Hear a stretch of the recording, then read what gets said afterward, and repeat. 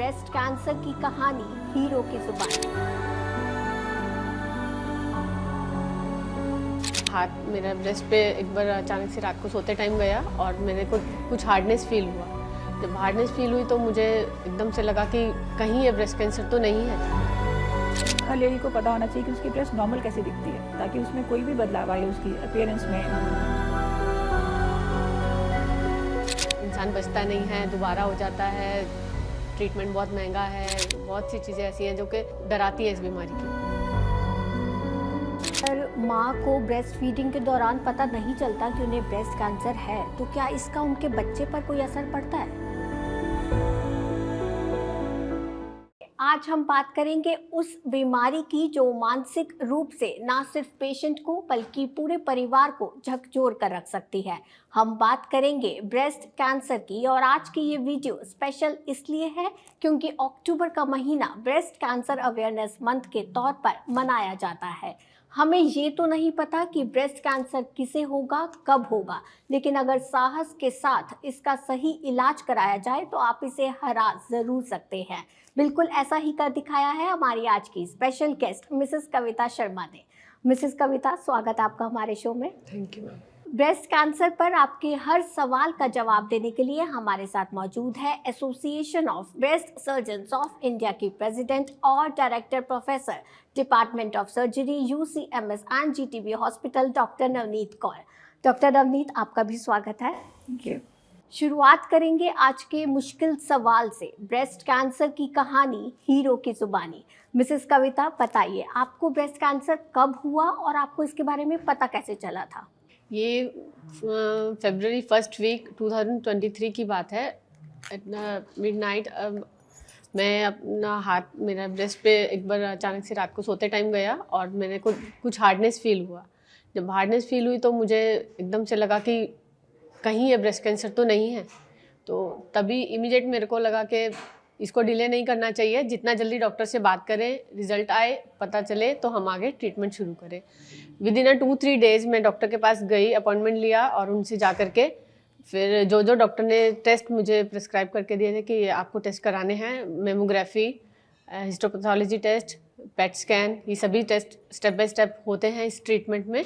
तो वो सब मैंने टेस्ट करवाए और फिर जब मैं टेस्ट करवा करके आई और उस दिन मेरे रिपोर्ट में आया कि मुझे कैंसर है। Okay, yes. डॉक्टर नवनीत, ये ब्रेस्ट कैंसर में एग्जैक्टली होता क्या है? क्या दर्द होती है या सूजन आती है या कोई निशान भी आते हैं या कुछ और?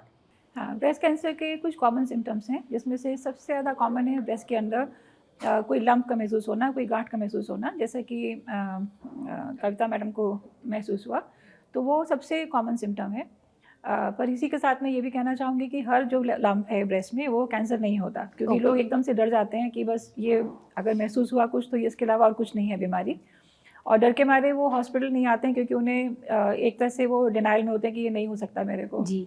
तो 10 में से 7 लंप ऐसे होते हैं जो कि कैंसर वाले नहीं होते।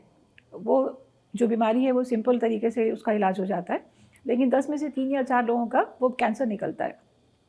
तो सबसे कॉमन प्रॉब्लम तो एक गांठ होने की है। इसमें दर्द भी हो सकता है और नहीं भी हो सकता, पर आमतौर पे वो दर्द वाली नहीं होती है और लोग यही बोलते हैं कि इसमें दर्द नहीं था तो मैंने सोचा कि ठीक ही है, कुछ दिखाया नहीं। दूसरी कॉमन प्रॉब्लम हो सकती है कि निपल का जो शेप है वो चेंज हो जाए या ब्रेस्ट का सिमेट्री उसमें कोई बदलाव आ जाए। तो नॉर्मल शेप हर लेडी को पता होना चाहिए कि उसकी ब्रेस्ट नॉर्मल कैसे दिखती है, ताकि उसमें कोई भी बदलाव आए उसकी अपीयरेंस में, सिमेट्री में, तो वो उसको एक साइन पकड़ के, एक सिम्टम समझ के ओपिनियन के लिए ज़रूर जाए। और एक और कॉमन प्रॉब्लम होती है निपल से डिस्चार्ज आने की, जो कि अगर ब्लड स्टेन है, अगर वो उसमें खून का रंग आ रहा है या बिल्कुल पानी है, वो कुछ खास तरह के डिस्चार्जेस हैं अगेन, जिनमें कि कैंसर का इंडिकेशन होता है। बहुत सारे डिस्चार्ज नॉर्मल भी होते हैं।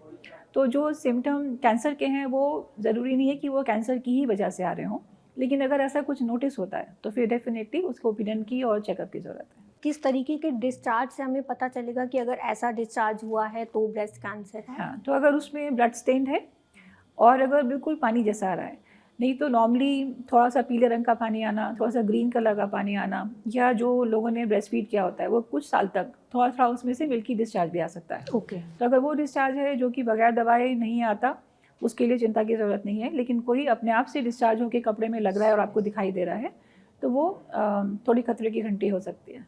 कौन सा टेस्ट करवाना होता है हमें पता लगाने के लिए कि ब्रेस्ट कैंसर है या नहीं? देखिए, टेस्ट तो डॉक्टर ही बताते हैं, राइट? तो पेशेंट अपने आप से उसको कि मैं स्क्रीनिंग करा लेता हूँ, मैं मैमोग्राफी या अल्ट्रासाउंड करा लेता हूँ, वो करा सकते हैं, लेकिन वो उससे डायग्नोसिस नहीं बनता, क्योंकि वो पहले तो क्लिनिकल जो एक डॉक्टर का असेसमेंट है उसको हाथ लगा के चेक करके, क्योंकि हर लम्प का अलग भी अपीयरेंस होता है ना, कोई हार्ड होता है, कोई सॉफ्ट होता है, किसी की स्मूथ होता है, तो उसके हिसाब से जो डॉक्टर है उसको सस्पिशन होता है कि ये कौन सी वाली गांठ हो सकती है, सिंपल है या इसमें खतरे वाली गांठ है। तो वो सबसे फर्स्ट स्टेप है किसी भी बीमारी को पकड़ने के लिए। उसके बाद में जैसे इन्होंने बताया कि इनकी मैमोग्राफी और एक और टेस्ट होता है जिसको हम सुई से पानी लेते हैं, FNAC, और वो एक बहुत पतली सुई भी होती है और थोड़ी मोटी सुई से भी होता है, तो डिपेंड करता है कि हमको किस चीज़ का ज़्यादा सस्पिशन है। तो ये 3 चीज़ें बेसिक हैं, डॉक्टर का एग्जामिनेशन, मैमोग्राफी या अल्ट्रासाउंड या दोनों आप एक साथ भी होते हैं, और FNAC और बायोप्सी। तो इन तीनों के रिजल्ट से हम लोग कंफर्म कर पाते हैं कि पेशेंट को कैंसर है या नहीं है। और कौन से तरीके हैं जिससे हम घर पर पता लगाएं कि ब्रेस्ट कैंसर है कि नहीं? जैसे अभी आपने बोला कि गांठ आ जाती है या डिस्चार्ज आता है, क्या और भी कुछ है? हाँ, आई थिंक सबसे इम्पॉर्टेंट है जो कि हम हर लेडी को जो भी रिप्रोडक्टिव एज ग्रुप में है, ठीक है, जिनका ब्रेस्ट डेवलप हुआ और उनके till the end of their life, उन सबको ये बोला जाता है कि अपनी ब्रेस्ट को आप खुद से एग्जामिन करिए। सो सबसे पहले तो अपनी ब्रेस्ट की अवेयरनेस होनी चाहिए। कईयों का शुरू से ही साइज़ फ़र्क होगा, कई बार ब्रेस्ट फीडिंग के बाद में साइज़ थोड़ा फ़र्क हो जाता है, तो वो कोई अलार्मिंग नहीं है। या कईयों के कुदरती तौर पे शुरू से ही निप्पल अंदर होते हैं, लेकिन अगर बाद में किसी स्टेज में आके एकदम से वो लगे कि ये चेंज हुआ, कि निप्पल जो बाहर था वो अंदर चला गया, तो वो अलार्मिंग है। तो अपनी ब्रेस्ट की अपीयरेंस का अवेयरनेस ज़रूरी है हर लेडी को। उसके अलावा हम लोग कहते हैं कि महीने में एक बार कम से कम ज़रूर एक सेल्फ एग्जामिनेशन, एक बहुत ही सिंपल सा तरीका होता है, 3 मिनट के अंदर 3 फिंगर टेस्ट जिसको हम बोलते हैं। ओके। तो अपनी ही फिंगर से अपने ब्रेस्ट को सही तरीके से सारे एरियाज़ को टच करके ये देखते हैं कि कोई हार्डनेस तो नहीं है। जैसे इनका सडनली मालूम पड़ा किसी दिन हाथ लगने से, पर यही चीज़ अगर ये इनको मालूम होता है कि अगर हम हर महीने अपने को चेक करते रहें, तो वो बहुत ही शुरुआत में चीज़ पकड़ में आ जाती है। तो वो हर कोई अपने आप से बगैर किसी टेस्ट के, बगैर किसी प्रिस्क्रिप्शन के कर सकता है। और क्या लड़कों को भी ब्रेस्ट कैंसर हो सकता है? बिल्कुल हो सकता है। आई थिंक ये बहुत ज़रूरी है ये बात को जानना, क्योंकि कई बार ऐसा हुआ कि कोई सी प्रोग्राम में, जो सोशल प्रोग्राम होते हैं, उसमें बुलाया गया कि आप आगे कैंसर के बारे में बताइए। तो जैसे ही ब्रेस्ट कैंसर की बात शुरू हुई, मेल उठ के बाहर चले जाते हैं। एक तो उनको लगता है कि शायद एम्बैरेसिंग है थोड़ा सा, और ये उनको नहीं होगा। तो ऐसी बात नहीं है, उनकी इंसिडेंस बहुत कम है लेडीज़ के मुकाबले, लेकिन जेंट्स को भी ब्रेस्ट कैंसर होता है। और उनका क्योंकि ज़्यादा कोई उसमें टिश्यू नहीं है, ब्रेस्ट कैंसर एक फीमेल में एक ऑर्गन है जहाँ पे कि वो कुछ दिन तक ग्रो करता है। मेल ब्रेस्ट तो ऐसा कुछ साइज़ होता नहीं है, तो वो बहुत जल्दी सिस्टम में फैलता है।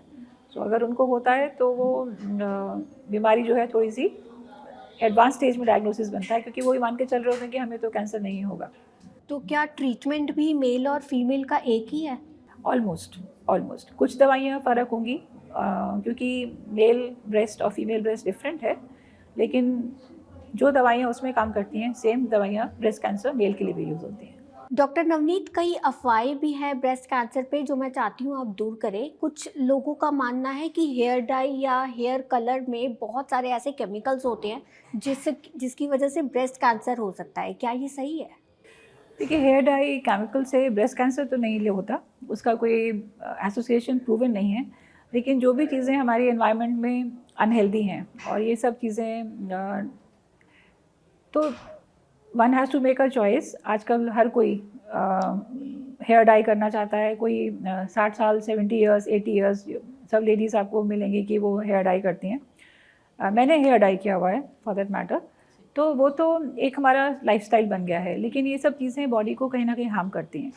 और नॉट जस्ट हेयर डाई, हमारे जितने भी हम कॉस्मेटिक्स यूज़ करते हैं, इवन प्लास्टिक्स जो हम यूज़ करते हैं, जो सबसे ज़्यादा खतरे वाली जिसका एसोसिएशन ब्रेस्ट कैंसर से है, वो जो हम केमिकल्स हमारे खाने की उसमें हैं, इंसेक्टिसाइड्स, पेस्टिसाइड्स, जो कि फार्मिंग में यूज़ होते हैं या हमारी फूड चेन में वो चीज़ें आ गई हैं, वो हमारी बॉडी को इफ़ेक्ट कर रही हैं। और स्पेशली इन डेवलपिंग कंट्रीज़ जहाँ पर कि इनका कोई रेगुलेशन बहुत स्ट्रिक्ट नहीं है, तो उसकी वजह से हमारे यहाँ पे कैंसर का रेट बहुत बढ़ा।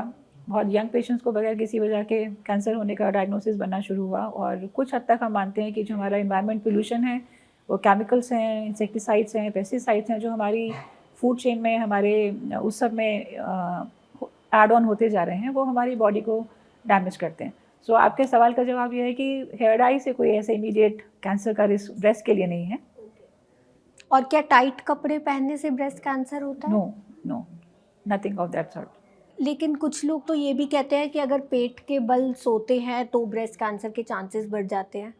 नहीं, ऐसा सब चीज़ें आई थिंक बहुत ही क्या कहना चाहिए, हाइपोथेटिकल हैं, ऐसा कुछ भी प्रूवन नहीं है। जो चीज़ें इंपॉर्टेंट हैं वो ये हैं कि आप अपनी जो कोई भी मेडिसिन अगर आप खा रहे हैं, स्पेशली अगर हार्मोन बेस्ड है, तो आप बगैर कंसल्टेशन के नहीं खाइए। आजकल बहुत सारी प्रॉब्लम्स हैं गर्ल्स को, जैसे रेगुलर पीरियड्स नहीं आते हैं, उसके लिए उनको हार्मोन ट्रीटमेंट चलता है। कई बार आप कॉन्ट्रासेप्शन के लिए हार्मोन्स लेते हैं। कई बार आप मेनोपॉज के बाद में, जब आपके पीरियड्स ख़त्म हो जाते हैं, तो उसके बाद में रिप्लेसमेंट ट्रीटमेंट देते हैं लोग। तो वो सब चीज़ें थोड़ा सा रिस्क को बढ़ाती हैं, और कौन सी दवाई खानी है नहीं खानी है वो बगैर प्रिस्क्रिप्शन के अपने आप से नहीं खाना चाहिए। सो मेरे ख्याल से वो ज़रूरी है। और दूसरा, स्मोकिंग एंड अल्कोहल, चाहे इनका कोई बहुत डायरेक्ट रिलेशनशिप प्रूवन नहीं है, लेकिन एक तरह से वो एक लाइफस्टाइल को रिप्रेजेंट करते हैं, स्पेशली जिससे कि सीडेंट्री लाइफस्टाइल, बैठे रहना, वेट गेन करना। तो ये चीज़ें जो हैं इनका definitely we have enough reason to believe, enough evidence to believe कि इनका एसोसिएशन है। तो एक हेल्दी लाइफस्टाइल, एक हेल्दी बॉडी वेट, एक हेल्दी डाइट जिसमें कि बहुत प्रोसेस फूड नहीं हो, एंड फ्रेश डाइज, फ्रूट्स जिसमें कि एंटीऑक्सीडेंट्स अच्छे होते हैं, तो वो सब चीज़ें रिकमेंडेड हैं अपना फॉर एनीवन, किसी भी एक नॉर्मल पर्सन को अपना रिस्क कम रखने के लिए। डॉक्टर नवनीत, आप क्या टिप देना चाहेंगी महिलाओं को जो उनको डेली फॉलो करनी चाहिए हेल्दी रहने के लिए? So I think for not just for breast cancer, healthy lifestyle हर चीज़ के लिए अच्छा है। आपकी मेंटल वेलबींग के लिए, आपको सब तरह की बीमारियों से दूर रखने के लिए। तो फिज़िकल एक्टिविटी, एक better good weight for your height, वो मेंटेन करने की कोशिश। और खाने पीने में, जैसे मैंने कहा, जितना फ्रेश खाना खाया जाए उतना सेहत के लिए अच्छा होता है। तो इन सब चीज़ों का ही ध्यान रखें। उसके अलावा अवेयर रहें। सबसे पहले तो ज़रूरत है कि आपको क्या पॉसिबल परेशानी हो सकती है उसके बारे में अवेयरनेस हो, और उसको आप फिर जानने के बाद में ये भी नहीं कि भूल गए, हाँ ठीक है मुझे मालूम है क्या करना है लेकिन मैं करती नहीं हूँ, ऐसा नहीं होना चाहिए। तो करना भी ज़रूरी है। और लोगों को एक जब डर होता है कि ये ना हो जाए, तो वो चीज़ को इग्नोर करते हैं। अभी भी मेरे पास एक लेडी आज सुबह आई, उसका कल ऑपरेशन प्लान है, और वो करीब 20 साल से उसको ब्रेस्ट में लम्प था, लेकिन वो डरती थी।